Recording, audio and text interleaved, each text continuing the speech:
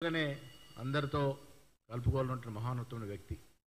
దేవుడు ఆయన్ని తొందరగా తీసుకెళ్ళినారు. ఆయన ఇవాళ మన మధ్య లేకున్నా ఆయన ఇచ్చినటువంటి బహత్తరమైన కార్యక్రమాలు, అపారమైనటువంటి ప్రజాదరణ పొందినటువంటి కార్యక్రమాలు, ఆరోగ్యశ్రీ, ఫీ రియంబర్స్మెంట్, పేదలకు ఇళ్ల పథకం, ఇవాళ గొప్పలు చెప్పుకున్నటువంటి ప్రాజెక్టులు, అన్నిటికీ మించి రైతులకి ఆయన ఇచ్చినటువంటి కార్యక్రమాలు, రుణమాఫీ, ఆనాడు యూపీఏ 1-2లో దాదాపు ఆ రోజుల్లో 12,000 కోట్ల రుణమాఫీ. ఇలా చెప్తూ పోతే ఎన్నో బహత్తరమైన కార్యక్రమాలు ఇచ్చి ప్రజల గుండెల్లో సజీవంగా మిగిలిపోయినారు. ఇవాళ ఈ రాష్ట్రంలో యువనాయకుడు ముఖ్యమంత్రి రేవంత్ రెడ్డి ఆయన స్ఫూర్తితో ఆయన ఇచ్చినటువంటి ప్రజా ఆదరణ పొందినటువంటి కార్యక్రమాలన్నీ కూడా ఇవాళ ప్రజలకు తీసుకెళ్తా ఉన్నారు. 6 గ్యారెంటీలో పలు అంశాలను ఇవాళ ప్రజలకు ఇస్తూ ఉన్నాం. రాజశేఖర రెడ్డి గారు కాంగ్రెస్ ఉన్నంతకాలం ప్రజల గుండెల్లో చెరగని ముద్రగా మిగిలిపోతారు. వారికి మా అందరి తరఫున నివాళులు. రెండొక అంశం, ఇవాళ ప్రకృతి తాండవించడం వల్ల, విపరీతమైనటువంటి వర్షాల వల్ల రాష్ట్రంలో పలు ప్రాంతాలు అతలాకుతలమవుతూ ఉన్నాయి.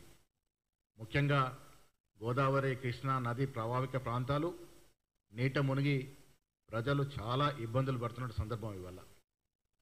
అటు ఆంధ్రప్రదేశ్లో కానీ ఇక్కడ తెలంగాణలో కానీ, ముఖ్యంగా ఖమ్మం, భద్రాద్రి కొత్తగూడెం, సూర్యాపేటలోని కొన్ని ప్రాంతాలు, ఇవన్నీ కూడా హుజూర్ నగర్, కోదాడ లాంటి ప్రాంతాలు కూడా నీటిమయమై ప్రాణ నష్టం జరిగి చాలా విపరీతంగా ఆస్తి నష్టం జరిగినట్టు ఈ తరుణంలో ముఖ్యమంత్రి గారు 6 నిమిషాలు రాత్రి పగళ్ళు మానిటర్ చేస్తూ ఉన్నారు. ఎక్కడ కూడా ప్రజలకు ఇబ్బందులు కాకుండా అనునిత్యం కలెక్టర్తో మాట్లాడుతూ ఉన్నారు. మంత్రివర్గ సభ్యుల్ని ఆయా క్షేత్రాలకు పంపించున్నారు.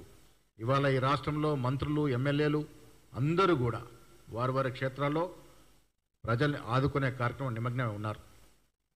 నేను ఇవాళ మేమందరం కూడా కాంగ్రెస్ శ్రేణులకి, ముఖ్యంగా యువజన కాంగ్రెస్, ఎన్ఎస్వై, మహిళా కాంగ్రెస్, సేవాదళ శ్రేణులందరికీ పిలిపిస్తూ ఉన్నాం. మీ ప్రాంతాల్లో ఎక్కడైతే వానలు పడి విపరీత నష్టం జరిగిందో మీరు ప్రజలతో మమేకమై ప్రజల వద్దకు వెళ్ళి చురుకైన పాత్ర వహించి వారిని ఆదుకునే కార్యక్రమంలో నిమగ్నం ఉండాలని కాంగ్రెస్ శ్రేణులందరూ కూడా పిలుపునిస్తూ ఉన్నాం, విజ్ఞప్తి చేస్తూ ఉన్నాం. ప్రధానమంత్రి గారు, హోంమంత్రి గారు, ముఖ్యమంత్రి గారు ఫోన్ చేసినారు. చాలా సంతోషం. ఇలాంటి వ్యక్తిగత పరిస్థితుల్లో రాజకీయాలకు అతీతంగా ప్రజల్ని ఆదుకోవాల్సిన అవసరం ఉన్నది. త్వరగా కేంద్ర ప్రభుత్వం కూడా తక్షణమే నిధులు విడుదల చేసి ఇక్కడ జరిగిన నష్టాన్ని తక్షణమే అంచనా వేసి నిధులు విడుదల చేసి తెలంగాణ రాష్ట్ర ప్రజల్ని ఆదుకోవాల్సిందిగా కేంద్ర ప్రభుత్వం విజ్ఞప్తి చేస్తూ ఉన్నాం. ఇలాంటి పరిస్థితుల్లో తక్షణ సాయం అవసరం. ప్రజల ప్రాణాలను కాపాడుకోవడం అవసరం, ప్రజల ఆస్తుల రక్షించుకోవడం అవసరం. కాబట్టి తక్షణ సాయం రిలీజ్ చేయాల్సిన ప్రభుత్వాన్ని కేంద్ర ప్రభుత్వం విజ్ఞప్తి చేస్తూ ఉన్నాం. కార్యకర్తలు అక్కడ మీ శాసనసభ్యులు కానీ పార్లమెంట్ సభ్యులు వారితో మమేకమై జరిగిన నష్టాన్ని పూరించేందుకు ప్రజలతో చేదోడు వదలుగా ఉండాల్సిందిగా మీ అందరూ కూడా కాంగ్రెస్ శ్రేణులందరూ కూడా విజ్ఞప్తి చేస్తా ఉన్నాం. ఆయా జిల్లా కాంగ్రెస్ కమిటీ అధ్యక్షులు కూడా వారి ప్రాంతాల్లో కార్యకర్తలందరినీ కూడా రెడీ చేసి అప్రమత్తంగా ఉండే విధంగా చర్యలు తీసుకోవాల్సిందిగా కూడా కాంగ్రెస్ పార్టీ కోరుతా ఉంది.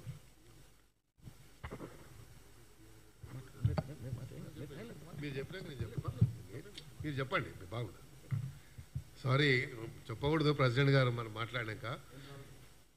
ఈరోజు నిన్న మొన్న వచ్చిన వర్షాల వల్ల, అకాల వర్షాలు ఎప్పుడైతే వస్తాయో ప్రకృతి వక్రీకరించినప్పుడు ప్రభుత్వ పరంగా ఏం చేయాలనేది చర్చలు దానిలో తీసుకోవడం జరుగుతుంది.